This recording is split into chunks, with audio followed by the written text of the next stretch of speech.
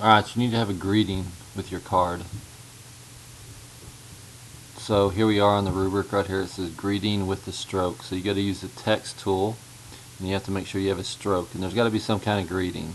So I've given you some examples here of like happy holidays, Merry Christmas, Happy New Year, season greetings, joy to you, joy to the world, happy Thanksgiving, happy birthday, so on and so forth. Okay, but you got to have something. So let's go here to the example that we're using. So you're going to have this text tool on the left over here. You select it, and you're going to select what size you want to start with up here, what kind of font you want up here. Here's the color that you're going to use. Now for mine, I'm going to use this green color. Use a green.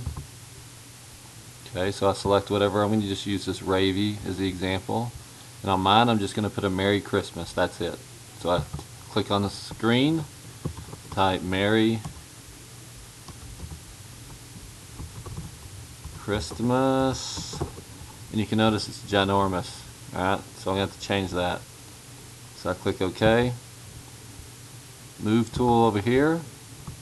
I drag it over, and now I'm going to change the size of it. Okay, I'm changing the size of the Merry Christmas. And I'm going to want it right up here.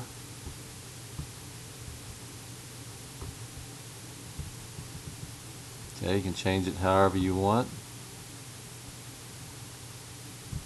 And don't forget, you have to have a stroke around it as well. Sometimes using your arrow keys is easier on your keyboard to move this stuff around. Alright, so there's my Merry Christmas.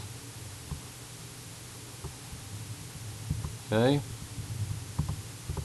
If you double click on it and highlight it, you can always add these warp things up here. So if I want to add a little arc on it as well, I can do that. And I'm going to, so this adds a little flavor to your card. Hit OK. Now I'm going to pull it down a little bit.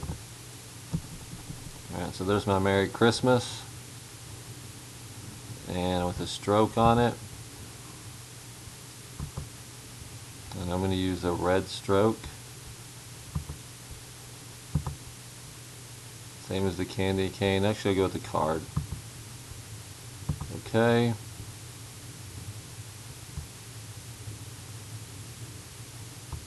Alright, there you go. So there's my Merry Christmas. You have to have some kind of greeting. You decide what you want it to be. You decide where you want to put it. But you have to have a stroke on it also. One thing I wanted to point out as well is in one of the earlier videos I showed you how to add these holiday clip arts or images. I added these hollies on here as well, and you'll notice I put them on these lines right here where the pictures intersect. Because if you ever have any mistakes where the lines don't line up perfectly, you can always put a little image over the top of it to kind of cover up your mistake. There's my Merry Christmas. Alright, your turn.